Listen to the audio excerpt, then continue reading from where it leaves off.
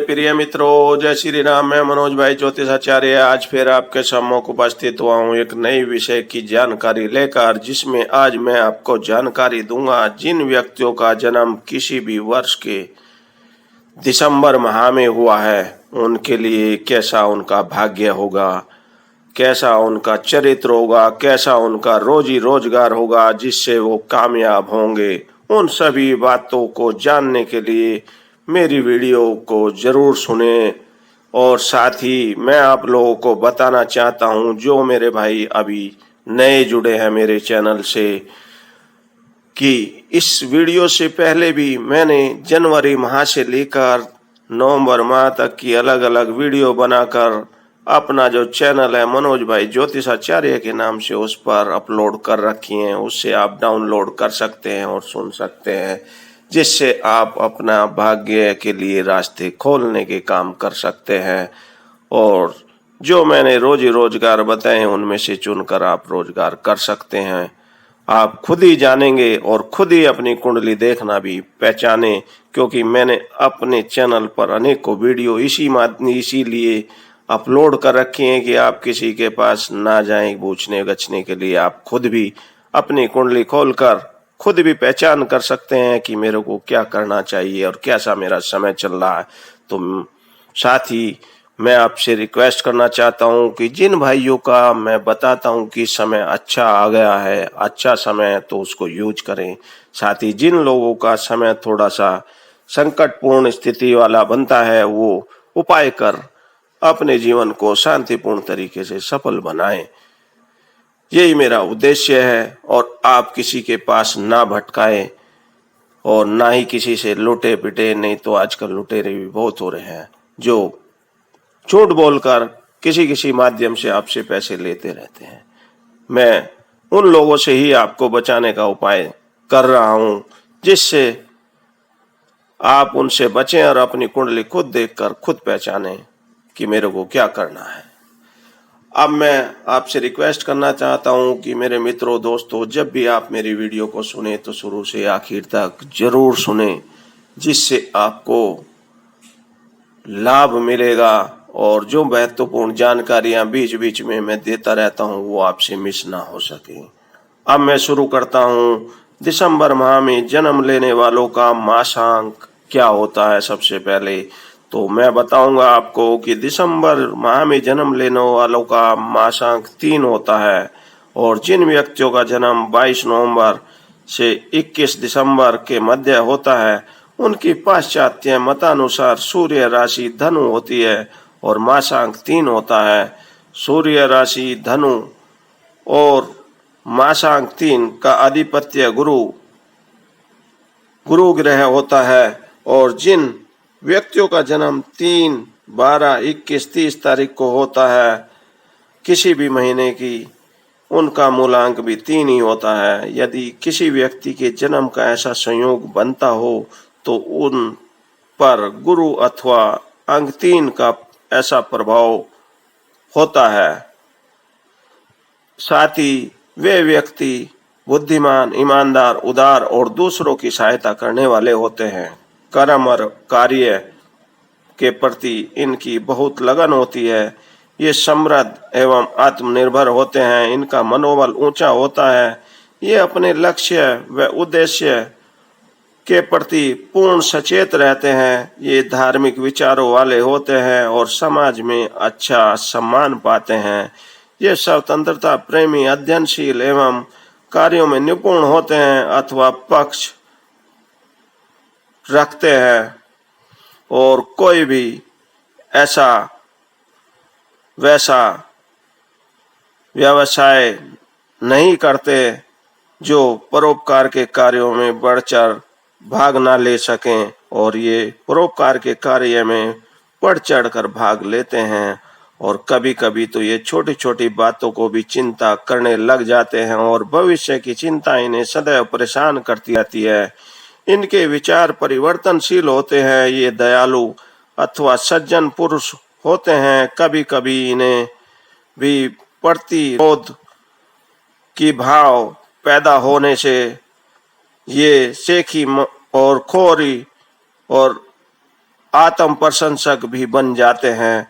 इनकी बहनों की अपेक्षा भाई अधिक होते हैं। भाइयों की पूर्ण सहायता ये करते हैं और यात्राएं बहुत करनी पड़ती हैं। विदेश यात्रा भी होती है और प्राय ये विदेशों में ही रहते हैं और धार्मिक स्थानों की यात्रा में विशेष रुचि रखते हैं। ये अध्ययनशील होते हैं और अच्छी विद्या भी प्राप्त करते हैं। इनके जीवन शांति बहुत होती है और ये कम ही अस्वस्थ होते हैं। फिर भी जीवन में इन्हें गले, फेफड़ों, श्वास, रक्त, जिगर विकार की संभावना होती है और फोड़े, फुंसी और त्वचा रोग भी ये प्रभावित हो सकते हैं और शरीर में दर्द, वात रोग, गुर्दे, मूत्र विकार, पथरी रोग और बुढ़ापे में पेट का बढ़ना, सिर के बालों का झड़ना शुरू हो जाता है। इनके प्रेम संबंध स्थायी होते हैं और प्रेम संबंधों के कारण इन्हें शत्रु और विरोधी भी बन जाते हैं। जीवन में 2 विवाह योग बना रहता है। एक विवाह से तो अवश्य दुख झेलना पड़ता है। इनकी ज्येष्ठ संतान चिंता एवं परेशानी का कारण बनती है। यदि गुरु निर्बल भी हो तो भी एक पुत्र अवश्य होता है इनके, परंतु पुत्र से हानि और दुख झेलने पड़ते हैं और सुख नहीं मिलता। यदि गुरु की स्थिति अच्छी हो तो पुत्र से सुख और लाभ प्राप्त होता है। इस तरह से पुत्र के लिए गुरु का शुभ होना इनके लिए अच्छा होगा। और इन मासांक वाली स्त्रियां बुद्धिमान, दूरदर्शी, चतुर, साहसी, सहनशील और आत्मविश्वासी होती हैं। इनका मनोबल उत्तम होता है। ये तीर्थ गमन भी करती हैं और किसी पुरुष का सहज भरोसा नहीं करती। यात्राएं लगी रहती हैं तथा विदेश में रहती हैं। शिक्षा, कला, कानून, चिकित्सा, राजनीति तथा बड़े बड़े कार्यालयों में सफल रहती हैं। इनकी भाग्य बुद्धि 16 वर्ष की आयु से 30 वर्ष के मध्य होती है।